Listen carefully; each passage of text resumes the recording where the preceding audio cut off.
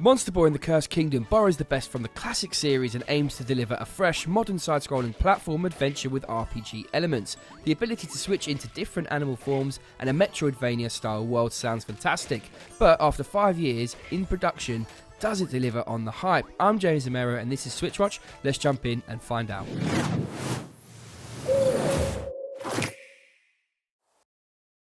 Ryuichi Nishizawa, creator of the original Wonder Boy, worked alongside FDG and Game Atelier to produce the spiritual successor in the Monster World series with an all-new grand adventure. The series has a long and successful history starting all the way back in 1986. The original arcade game published by Sega was a hit, leading to a number of sequels, spin-offs and remakes. This time around you play as Jin, a young hero who is out to save the world and restore its inhabitants to their human forms after your uncle Nabu turns everyone into talking animals.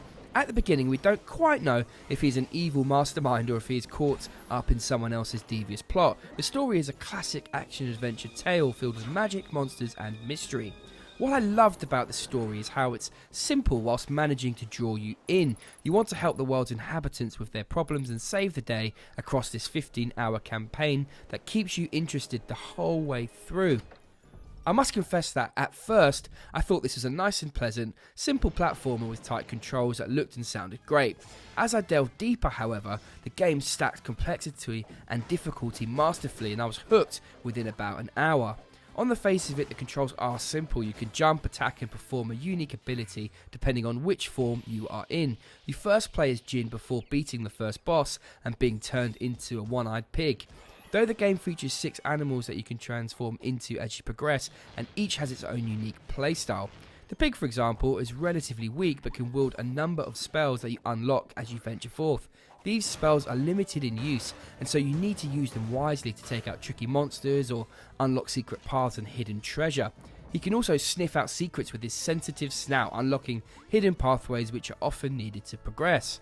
Next up, you unlock the snake, who can wriggle through tight spots, spit venom at enemies and crawl up certain walls, opening new areas to explore that were previously unreachable. On this front, the game consciously makes it easy to travel around. The world is laid out in such a way that encourages exploration without making it a chore to travel back repeatedly. And when you do revisit an area, there are handy stones that let you fast travel. Things get really interesting when you start to solve puzzles using multiple forms. The puzzles remind me of The Legend of Zelda in the best possible way. Often they require the use of multiple forms in a sequence to solve. For example, in one puzzle you have a switch trapped behind a wall and will need pig form to trigger it, which then moves a platform that can be reached using snake form. The trigger has a timer, and on the other side you will need to switch to frog form in order to swim through a cavern, emerging at the other side back into snake to climb up a wall before switching back to pig to shoot a fireball at a lamp in order to light it up and unlock a door, all before the timer runs out.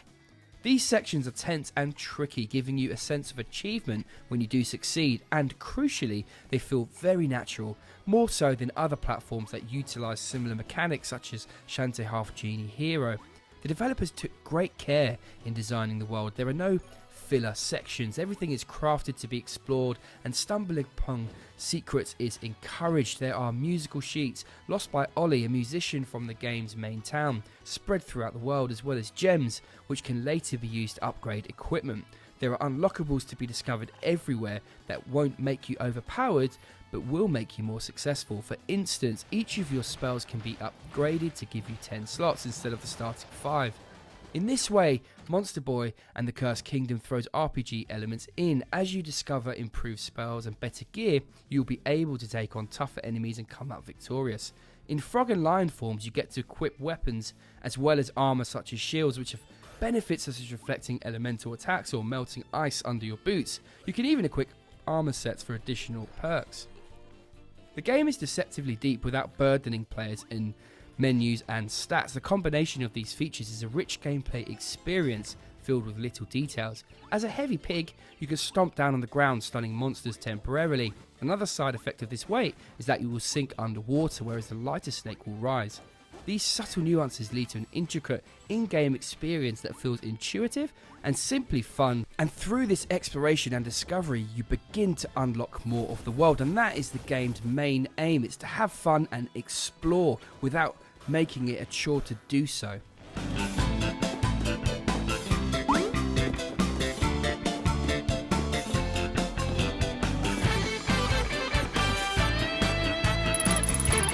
soundtrack credits reads like an absolute Hall of Fame list of iconic Japanese composers in the games industry and was 2 years in the making, with 40 unique pieces of music produced.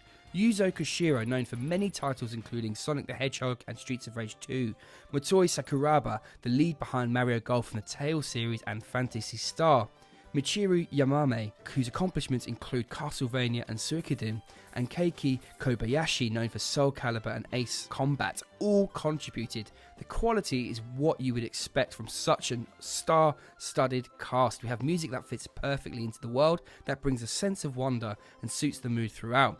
Sound effects are equally well crafted, and together the audio is just a superb experience for your auditory pleasure.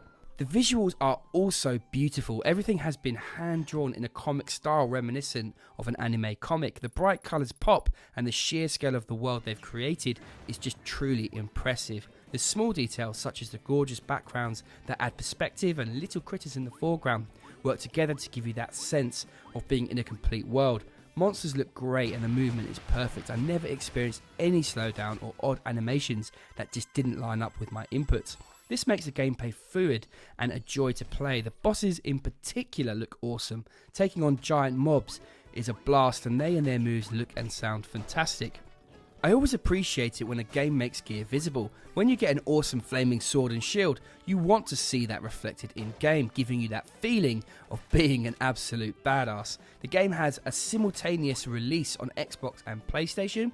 Often Switch games have suffered from lower frame rates from multi-platform titles, so it's great to see this run at 60 frames per second at 1080p when docked and 60 frames per second at 720p in handheld mode. The fact that you can play this on the move is the obvious draw over and above those other platforms, and the fact that you have parity in visuals and performance make this a no-brainer for me.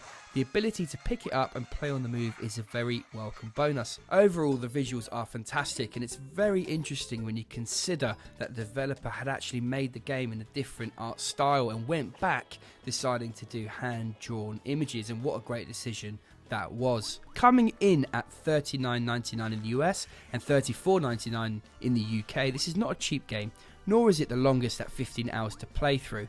But what I love about this game is the attention to detail and focus on making each minute thoroughly enjoyable. The fact that this game took 5 years to develop and the all-star audio cast gives you an insight into the developer's passion, which comes through absolutely clearly when you play. They have added in RPG elements but not burdened you down. We have a Metroidvania world to explore and secrets to discover, but we don't have a lot of boring backtracking to do. Even death in this game strives to not punish you for exploring and having fun. Monster Boy and the Cursed Kingdom comes with heavy expectations, and it doesn't disappoint. It's a fun, engaging experience that is accessible to a wide audience. Die-hard platformers and the more casual player alike will enjoy this game. We have seen some amazing platformers on the Nintendo Switch with games like Mario Odyssey and Hollow Knight, and this game sits up there, close to those dizzy heights. It takes the inspiration from the original Wonder Boy games without letting that history weigh it down either, and adding its own pizzazz. Overall, this one is an epic 9 out of 10, an absolutely must-buy game on the console. I hope you've enjoyed this video, everyone. Give us some feedback. If you did enjoy it, let us know down below and give us a thumbs up if you liked it and a thumbs down if you didn't. Now, I've got a question for you guys. It's a very, very tough one. What is your favourite platformer of all time? Tough one, I know. Let me know what yours is down below. I'll see you again on the next one. I'm James Zamero and this is SwitchWatch. Take care.